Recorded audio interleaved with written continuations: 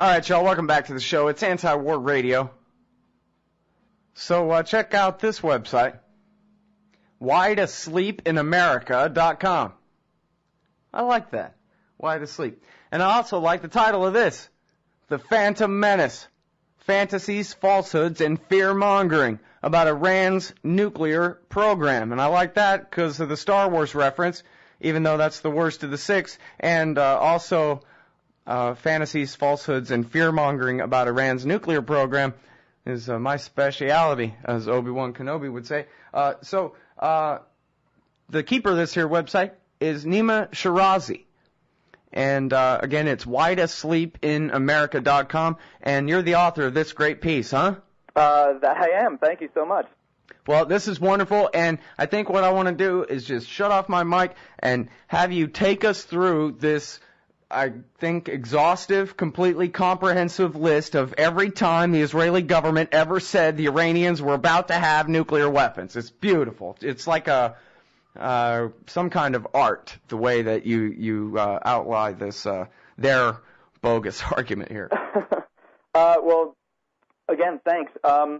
Yeah, basically what I was able to do is look at essentially the past almost 30 years of these lies and complete fabrications regarding a supposed Iranian nuclear weapons threat. And what I found is that ever since the Iranian Revolution, and notably, I guess, since maybe 1984, both the United States and Israeli intelligence and politicians and even media have completely fallen in line with this idea that an Iranian nuclear bomb, which obviously is the worst thing that could ever possibly happen in this peace-loving world of ours, let alone the fact that Israel has 400 nuclear weapons that no one likes to talk about, and they're not even a member of the Non-Proliferation Treaty, even though Iran is. Nevertheless, obviously, this horrible, horrible fear of an Iranian bomb has been prevalent and present in the discourse for since at least 1984. And what winds up happening is that year after year, even month after month, week after week, we have clear indications, proof, evidence of people saying in the press, Iran is 2 months away from this crazy breakout capability. They're 3 to 5 years away from having a testable nuclear bomb, or, even in the kind of more long-term view of, let's say, people that are supposedly more pragmatic, that Iran is 7 to 15 years away from having a bomb. What's never part of the discourse, of course, is that Iran, by all accounts, does not have a nuclear weapons program. This doesn't come from simply the Iranian government, which has, stated this unequivocally for years and years and years, saying both on religious grounds or humanitarian grounds or strategic military grounds that Iran refuses to even pursue nuclear weapons. They're the worst thing that could ever possibly happen to mankind. Not only that, but obviously nuclear weapons have not prevented, the collapse of the Soviet Union. They haven't made the United States safer in, our own country. It hasn't prevented Israel from being in constant conflict with its neighbors and the other countries whose land it steals. So, Iran has repeatedly stated that they have no interest in a nuclear weapon, but of course this never reaches our ears here. All we hear is, well, obviously Iran is, led by a bunch of lying liars, and all they want is a bomb, and all they want is to destroy the rest of the world because they're evil and they're crazy. And so we just hear repeatedly that they are just around the corner from having a nuclear bomb.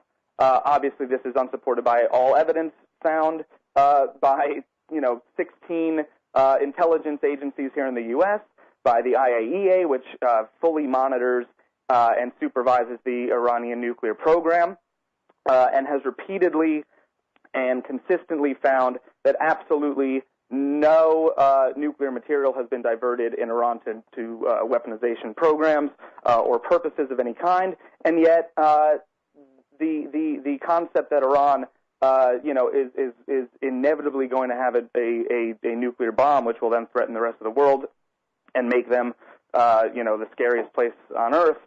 That still is the only thing we hear. We hear it from the top down and bottom up, and it's completely unsupported by facts. So what I was able to do in my article, I'm sure it's not nearly as exhaustive as it could be, because I'm sure I missed a whole lot of bogus claims.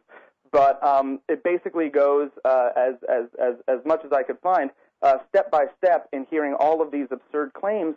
And what you find is that it's almost like a stand-up comedy routine, where every single next sentence is a different prediction that never came true. Right, yeah, it's like the guys who put out the Nostradamus videos, where like the world is going to end in 1988, and then right, exactly. In the next version they're like, and the year he predicted all this would go down, 1994, and then they just keep updating it for the new year.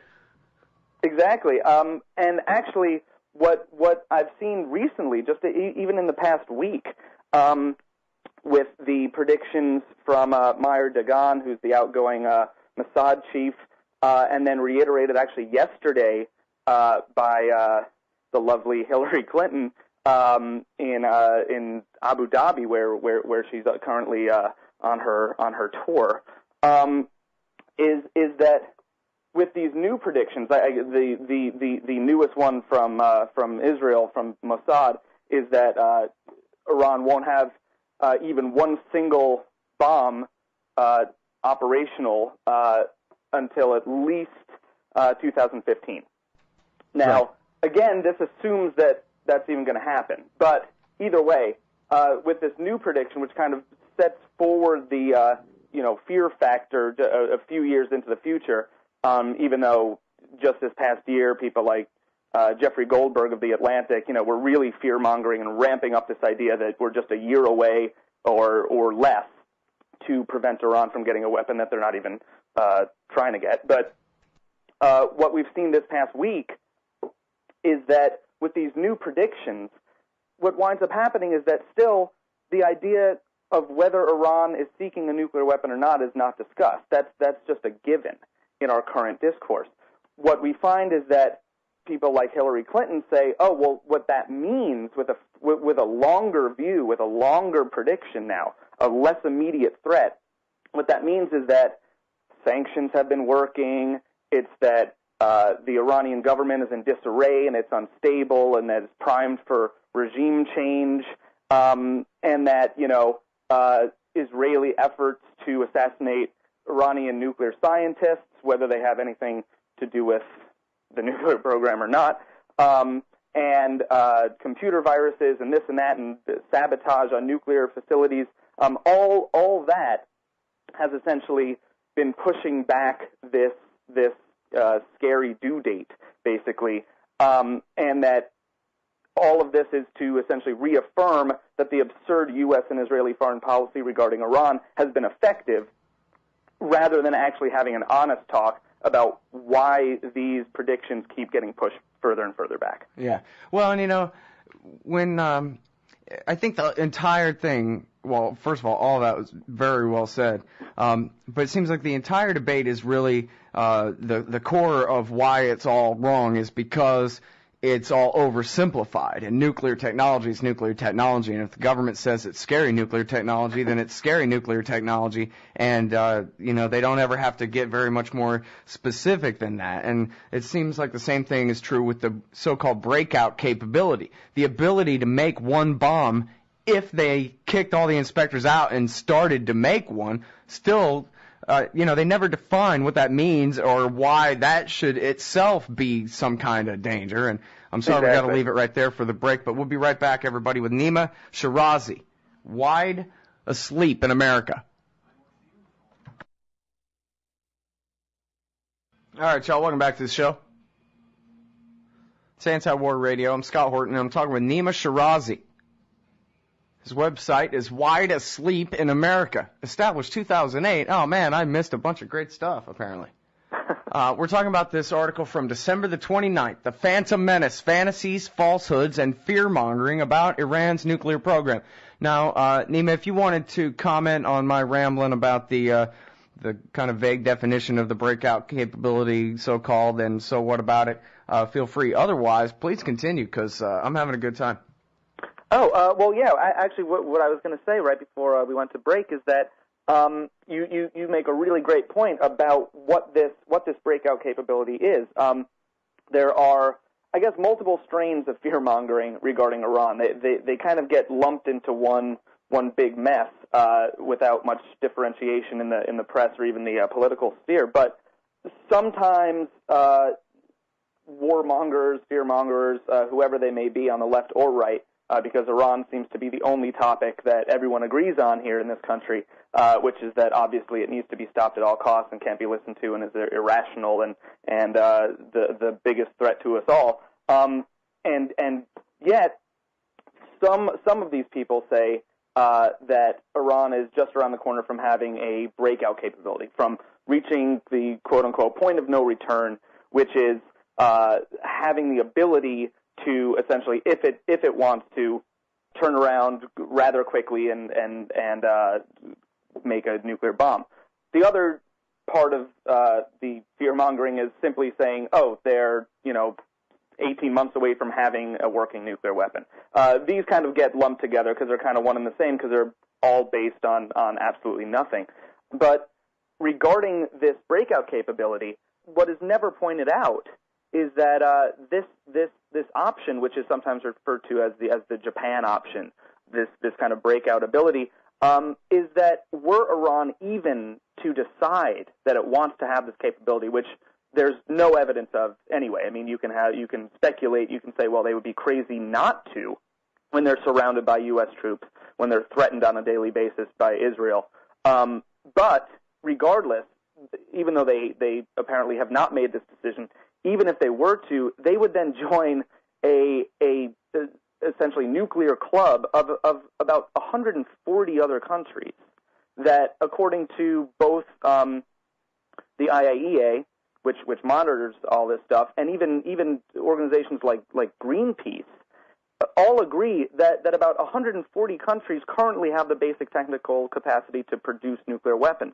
And even of that 140, at least 40 of them already have the materials and know how to build nuclear weapons quickly, which is a capacity referred to as rapid breakout.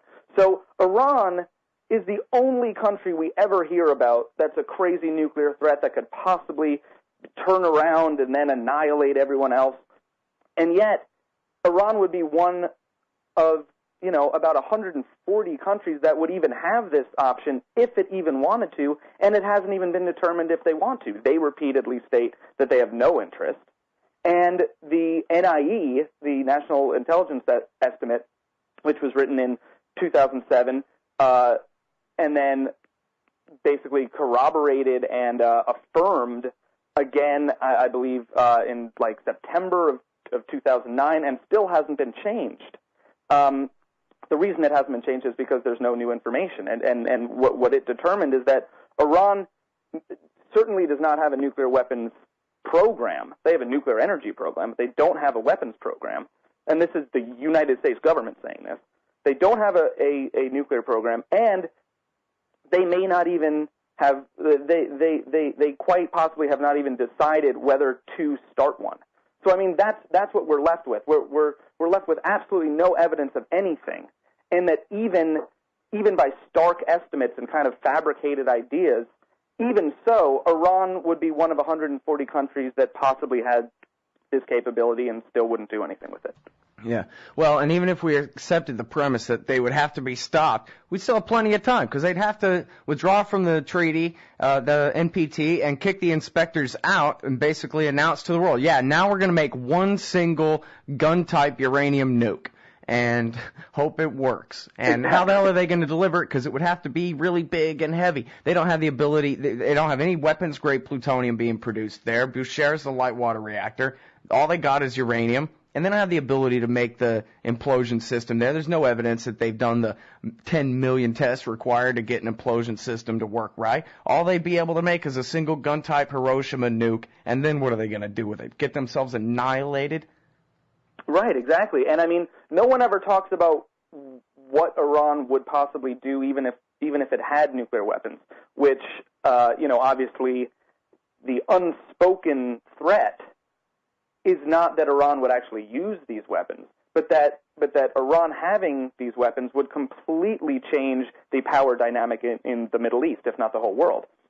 And right. Well, in that Goldberg article that you mentioned, Jeffrey Goldberg in The Atlantic, he actually, my understanding of it was he quotes Netanyahu and Barak both conceding that they're not afraid of a nuclear first strike by the Iranians.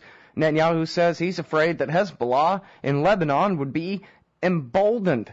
And Barak says he's afraid there would be a possible brain drain of young, talented Israelis who would go to America for their graduate degrees, and then they'd stay there instead of coming back home again.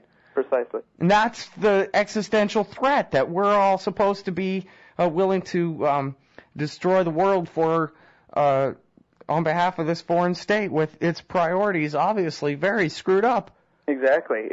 And I mean, part of this, if not all of it, really relies on the public perception, which keeps getting kind of bludgeoned into us by every press report and every political speech, of Iran being a completely irrational actor in the world, and that unlike countries in the West where white people are in control, Iran, which obviously is in control of insane, crazy religious zealots who have no consideration for any political calculation and clearly don't care about their own civilian populations.